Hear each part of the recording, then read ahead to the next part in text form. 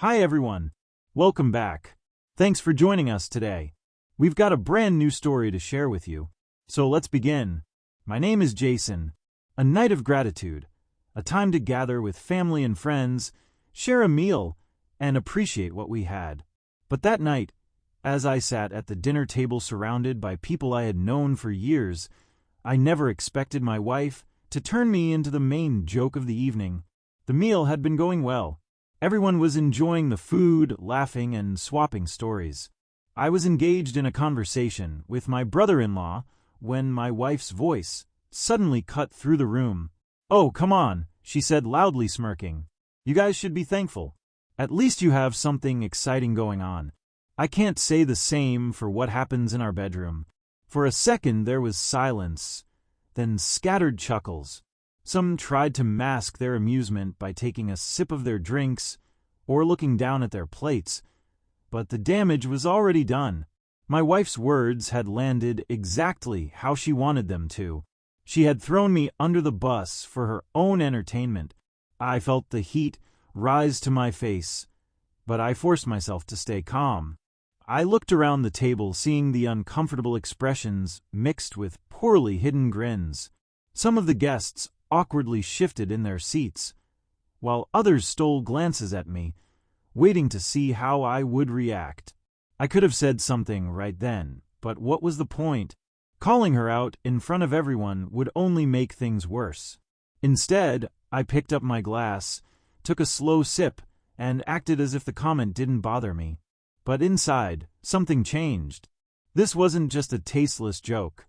It wasn't just an offhand remark made in the heat of the moment. It was deliberate.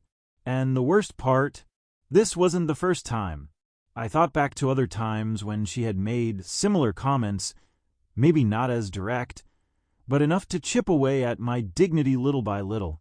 She never did it in private, always in front of an audience, whether it was her friends, family, or even coworkers, and I had let it slide every time. But this was different. The night went on, but I was no longer really there. I laughed when necessary, responded when spoken to, but my mind was elsewhere. I noticed how she carried on as if nothing had happened, as if humiliating me was just another casual conversation for her. When the meal ended and people started clearing their plates, I got up to help. I moved mechanically, stacking dishes, carrying them to the sink. My wife was still chatting with a few guests, completely unbothered. It was like the moment had never even happened for her. But for me, that was the moment I decided things were going to change. Once the last guests left and the front door clicked shut, the house fell into an eerie silence. The warmth and noise of the Thanksgiving gathering had disappeared, leaving behind only the mess of empty plates, half-finished drinks, and crumpled napkins. I stood in the kitchen, rinsing a plate under the faucet, my mind still replaying what had happened at the dinner table. I waited for her to say something, anything, maybe an apology, maybe a casual acknowledgement of what she had done, but nothing. She walked in, humming to herself, gathering a few glasses from the counter, like she hadn't just humiliated me in front of everyone. I turned off the faucet, dried my hands, and finally broke the silence. "So that little joke at dinner, was that really necessary?" I asked, keeping my tone even. She barely looked up. "Oh, come on, don't be so sensitive. It was just a joke, just a joke." I nodded slowly, exhaling through my nose. "Right, a joke, and humiliating me in front of our friends and family. That's funny to you," she scoffed, placing the glasses in the sink. "Oh, please, no one even cared. You're acting like I insulted you in some serious way." Everyone was laughing. It wasn't that big of a deal. I clenched my jaw, staring at her, trying to understand how she could be so casual about it. No one cared. I sure as hell did. I could have kept going, could have pointed out how this wasn't the first time she had done something like this. But I stopped myself. What was the point? She wasn't listening. She never listened. She grabbed a bottle of wine from the counter, poured herself a glass, and took a sip, completely unbothered. "You're overreacting," she added with a shrug. "You always do." There it was, the way she always twisted things, making me feel like I was the problem, like I was being too sensitive, too dramatic. For years I had let things slide. I had ignored the little jabs, the passive-aggressive comments, the way she dismissed me when I tried to express how I felt. But tonight something felt different. I didn't argue. I didn't push the conversation any further. I just watched her for a moment before turning and walking out of the kitchen. I headed upstairs, loosened my tie, and sat down on the edge of the bed. The house was quiet again, but my mind wasn't. I kept thinking about how easy it was for her to make a fool out of me, how confident she was that I wouldn't do anything about it, and for a long time she had been right. I glanced at my reflection in the mirror across the room. The man staring back at me looked tired, but something was shifting. Something I hadn't felt in a long time. I wasn't going to let this slide, not this time. The next morning I got up earlier than usual. I didn't wake her. I didn't even glance in her direction as I got dressed and left the bedroom. There was no point in having another pointless conversation about the night before. She had made it clear how little she cared. I grabbed my keys and walked out the door without my usual routine of making coffee or checking emails. Instead, I drove straight to the gym. I hadn't been there in months, maybe even longer. Life had gotten in the way, work, responsibilities, and a marriage where I felt more like an accessory than a partner. But standing there in front of the gym, I realized something. I had let myself go, not just physically but mentally. I stepped inside, signed up for a new membership, and got to work. The first few days were rough. My muscles ached, and I felt out of breath quicker than I remembered. But I kept pushing. It wasn't just about getting in shape. It was about reclaiming something I had lost. Every rep, every drop of sweat, was a reminder that I was taking back control. Outside of the gym, I made other changes. Small ones at first. I started dressing better, trading in my usual worn-out jeans and baggy t-shirts for fitted clothes that actually looked good on me. I got a haircut, something I hadn't really put much thought into in years. I focused on my posture, on the way I carried myself. At home, I didn't announce these changes. I didn't seek her approval or even acknowledge her reactions. But I noticed the way she started watching me more closely. At first, she didn't say much, just glanced at me when I came home from the gym, maybe lingering a little longer when I walked past her. But I knew she noticed, and I kept going. I took on new projects at work, put in extra effort, not because I was trying to impress anyone, but because I wanted to remind myself of what I was capable of. I reconnected with friends I hadn't spoken to in a while. I started making plans without asking for her opinion, without checking if it was convenient for her. For years, I had been living on autopilot, moving through life in a way that made things easier for her. But now I was doing things for myself. One evening after coming back from the gym, I walked into the kitchen to grab a bottle of water. She was sitting at the table, scrolling through her phone. But when she saw me, she set it down and tilted her head.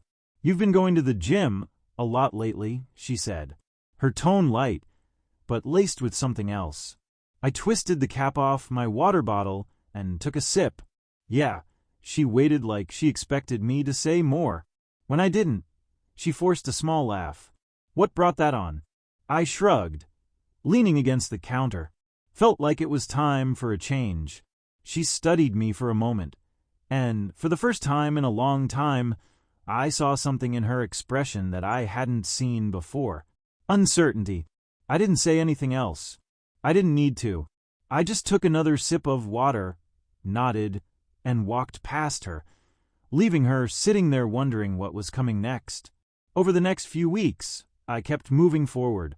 I didn't slow down, I didn't explain myself, I didn't seek her validation, and that more than anything seemed to rattle her. She started paying closer attention, watching me as I came home, eyeing my phone when it buzzed, throwing in casual comments about how I was acting different. But I wasn't acting. I was different. I wasn't waiting around for her approval anymore. At first, she tried to brush it off, pretending like she didn't care. But I could tell it was getting to her. One night, while I was getting ready to go out, something I never used to do without checking with her first, she leaned against the door frame and crossed her arms. "Where are you going?" she asked, keeping her tone light. But I could see the tension in her face. "Out," I said, buttoning my shirt. "With who?" I grabbed my watch from the dresser and put it on. "Some friends from work." She let out a short laugh, shaking her head. "You never used to go out like this." I met her eyes through the mirror. Yeah, I guess I didn't. I saw the way her lips pressed together.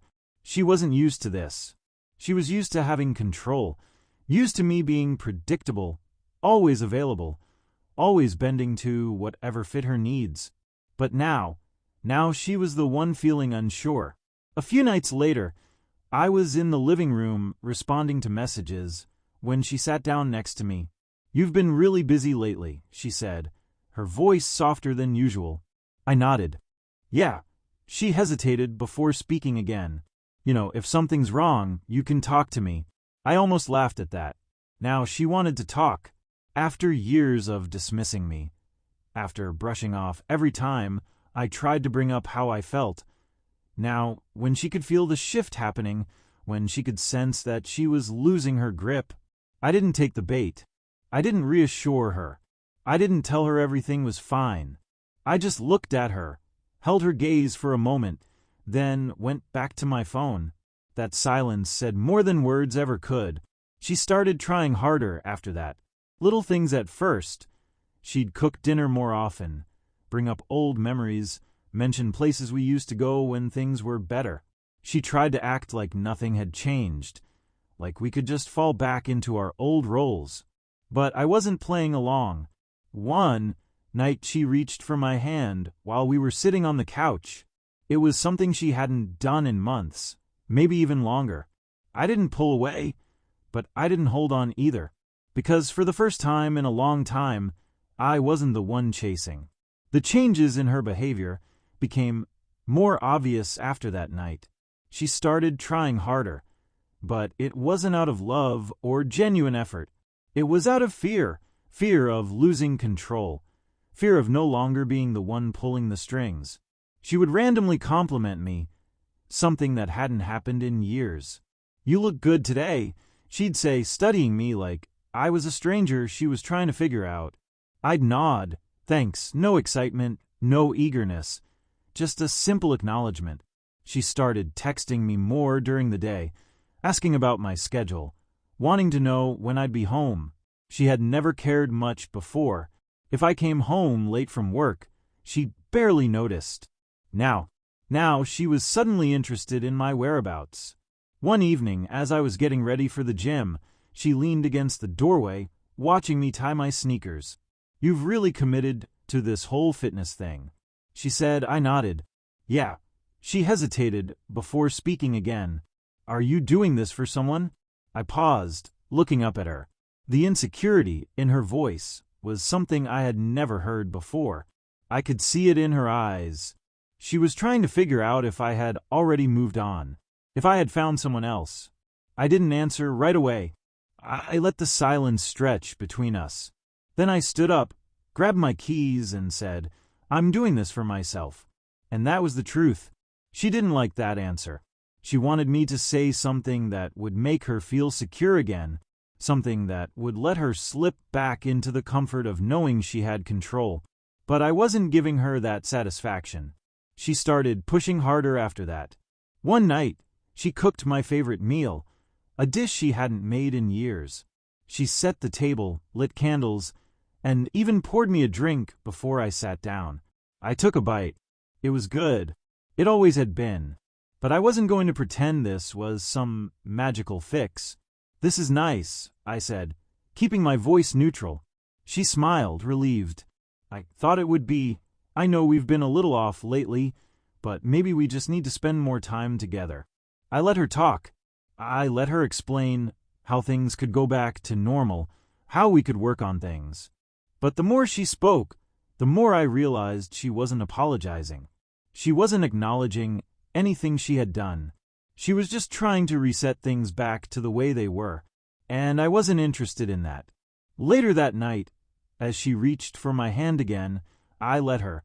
But I didn't hold on, because I knew something she didn't. I wasn't the same man she had spent years belittling, and I wasn't going to be that man ever again. The shift between us was undeniable now. She could feel it just as much as I could. The difference was I had accepted it. She was still trying to fight it. She started making last-minute plans for us. Dinners, weekend getaways, things she had never put much effort into before. She wanted to go back to the version of us that had existed when she held all the power. But that version of me was gone one evening. She came home earlier than usual. I was in the living room reading when she sat across from me. I was thinking she started tucking her hair behind her ear. Maybe we should go on a trip. Just us. Get away for a while. I closed my book and looked at her. Why now? She shrugged, forcing a smile. I just think we need it. Need it. I knew what she meant. She needed it. She needed to believe that I could still be pulled back into place, that she could smooth over the damage she had done with a few romantic gestures. But I wasn't interested in playing pretend. I don't think that's a good idea, I said. Her smile faltered. Why not?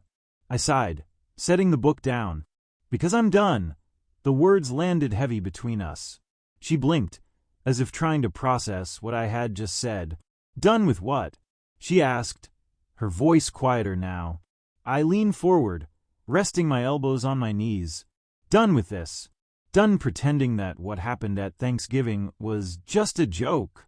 Done ignoring the way you've treated me for years. Done being the guy you can take for granted. Her face tightened. So that's it. You're just giving up on us. I let out a small laugh, shaking my head. You gave up on us a long time ago. The only difference is, I finally noticed. She opened her mouth, like she wanted to argue, but then she closed it. Maybe she knew I was right. Maybe she just didn't have the energy to fight anymore. For a long moment, she just sat there. Then she swallowed hard and nodded. So what now? I exhaled, standing up. Now I move on. And I did. The next few weeks were a process. Sorting things out, making arrangements, figuring out what life would look like without her in it.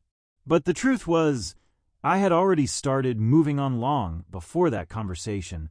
The moment she humiliated me at Thanksgiving, something inside me had shifted. And from that point on, every step I had taken, every choice I had made, it had all been leading me here.